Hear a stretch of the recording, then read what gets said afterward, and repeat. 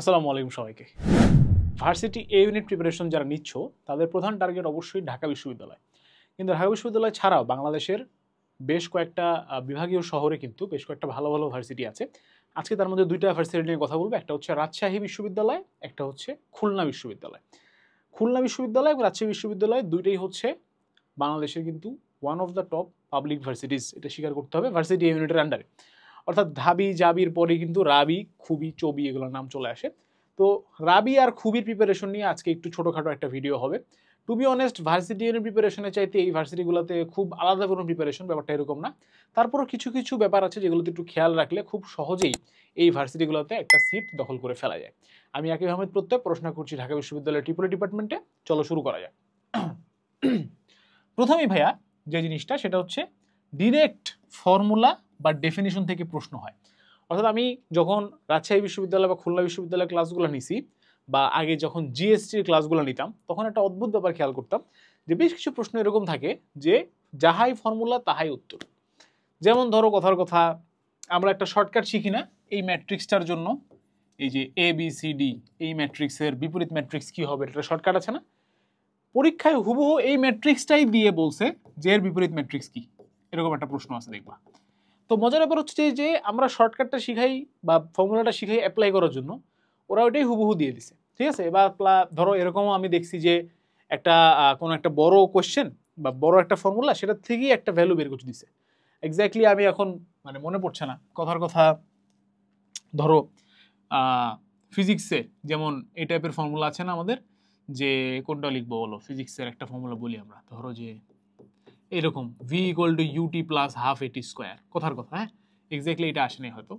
তো এখান থেকে তুমি কি চাইলেই এটা বের করতে পারবা কিনা বলো তো? এ কি হবে বলো তো? ভি মাইনাস ইউটি, তাই না? তারপরে কি ডিভাইডেড বাই টি স্কোয়ার, তারপরে হচ্ছে টোটালটার সাথে আবার কি গুণ দিতে হবে, 2 গুণ দিতে হবে, এরকম কিছু নাকি? তো এই জিনিসটা হচ্ছে পরীক্ষায় আসছে, অর্থাৎ ফর্মুলাটা যে পারবে সেই প্রশ্নটাও পারবে, এরকম কথার কথা। সো হুবহু ফর্মুলা থেকে বা ডেফিনেশন থেকে এই ভার্সিটিগুলোতে প্রশ্ন আসে। সুতরাং প্রথম কাজ তোমার বইয়ের সমস্ত ফর্মুলা নোট করে ফেলবা এবং সমস্ত সংজ্ঞাগুলো পড়বা। তোমরা অনেকে সংজ্ঞা পড়ো না, এইটাকে আমি গুরুত্ব দিচ্ছি, কারণ কনসেপচুয়াল যে প্রশ্নগুলো আসে রাবি বা খুবিতে, সেই কনসেপচুয়াল প্রশ্নগুলো আসলে অনেক সময় সংজ্ঞার উপরে বেস করে হয়। সংজ্ঞা পারলে পারবা, সোজা হিসাব, জিনিসটা কি বুঝতে পারলে তুমি অ্যান্সার করতে পারবা, বাট সেটা তোমাকে বুঝতে হবে, সেটার জন্য পড়তে হবে, ঠিক আছে? First point. Second, shortcut base পড়াশোনা। আমি সাধারণত কখনো বলি না যে তোমাকে শর্টকাট বেস পড়াশোনা করা উচিত, সবসময় বলি যে কনসেপ্টের উপর জোর দেওয়া উচিত এবং প্র্যাকটিসের উপর জোর দেওয়া উচিত। কনসেপ্ট ঠিক থাকলে বেশি বেশি প্র্যাকটিস করলে শর্টকাটগুলো আপনি তোমার ভেতর থেকে বের হবে। কারণ শর্টকাট তো আর কেউ বানায় নাই যে আসো আজকে আমরা শর্টকাট বানাবো, শর্টকাটটাও কারো না কারো মাথার থেকে আপনি আসছে। বাট এই রাবি বা খুবির প্রশ্ন ব্যাংক যদি আমরা অ্যানালাইসিস করি, আমি দেখলাম বেশ কিছু প্রশ্ন এরকম আসে যেগুলো আসলে তুমি যে কমন শর্ট, এমন না যে আহামরি কঠিন কিছু, কমন টাইপের শর্টকাট, সেগুলো যদি তোমার জানা থাকে, যেমন ওই যে বুলেট কতগুলো তক্তা ভেদ করবে, এই জন্য আমরা শর্টকাট ফর্মুলা শিখাই, তাই না? প্রাসের ক্ষেত্রে আমরা কিছু শর্টকাট ফর্মুলা শিখাই, আর বাই এইচ 4r tan θ, এই জিনিসগুলো থেকে প্রশ্ন আসে। সুতরাং তোমরা যে কোনো একটা বই নিবা, আমাদের যে কোনো একটা, ধরো যে আর ইউ অ্যানালাইসিস মেগা বুক আছে, কে ইউ অ্যানালাইসিস মেগা বুক আছে, আমাদের কোর্সের সাথে এগুলো তোমরা ফ্রি পাবা। এই বইগুলোর ভেতরে এগুলো পাবা যে প্রত্যেকটা টপিকের থেকে কি ধরনের প্রশ্ন আসছে এবং কি কি শর্টকাট আছে, সেই জিনিসগুলো তোমাদের ওখানে দেখায় দেওয়া আছে। তাছাড়া আমাদের এই আর ইউ বা কে ইউ যে কোর্সগুলো আছে, এগুলো মূলত কোশ্চেন ব্যাংক সলভিং কোর্স। এই কোশ্চেন ব্যাংক সলভিং কোর্সের ভেতরে আমরা যখন প্রশ্নটা সলভ করছি, আমরা থিওরিটা একটু পড়াইছি, তার সাথে শুধু সলভ করায় না, আমরা কিভাবে দ্রুততার সহিত সলভ করা যায় সে ব্যাপারেও কথা বলছি। সুতরাং অফকোর্স কোর্সগুলো তোমাদের হেল্প করবে। 3 নম্বর পয়েন্টে চলে আসি, কোশ্চেন ব্যাংক থেকে রিপিট। আমরা ইউজুয়ালি 2 ধরনের রিপিটের কথা বলি, একটা হচ্ছে টাইপ রিপিট, একটা হচ্ছে ডিরেক্ট রিপিট। এখন মজার ব্যাপার হচ্ছে যে এই আর ইউ বা কে ইউতে টাইপ রিপিটই হয় অলমোস্ট 60 to 65% প্রশ্ন, আর তার সাথে আবার 10 to 15% প্রশ্ন দেখা যায় একদম হুবহু রিপিট, অর্থাৎ সেম প্রশ্ন, সেম ভ্যালু সহ প্রশ্ন 2020-এ আসছে, আবার 22-এ আসছে, 19-এ আসছে, আবার 17-তে আসছে, 18-তে আসছে, 23-এ আসছে, এরকম। অর্থাৎ একই কোশ্চেন হুবহু সেম ওয়েতে ডিরেক্ট রিপিট হচ্ছে, আবার টাইপ রিপিট হচ্ছে। তো কোশ্চেন ব্যাংকটা যদি পড়ে যাও তুমি ঠিক মতো, তাহলেই তোমার 70-75% ডান, ঠিক আছে?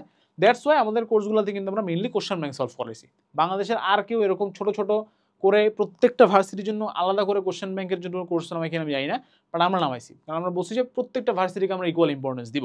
ঢাবির জন্য কোশ্চেন ব্যাংক আছে, আরইউর জন্য আছে, কেউর জন্য আছে, সিইউর জন্য আছে, সবার জন্য আছে।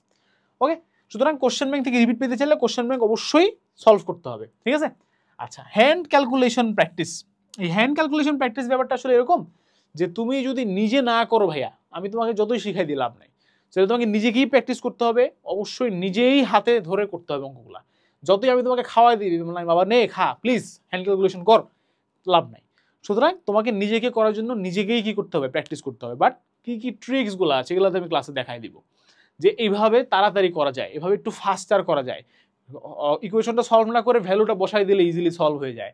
এই জিনিসগুলো আর কি ক্লাসে আমরা দেখাইছি, প্লাস তোমাদেরকে ইম্পর্টেন্স দিতে হবে।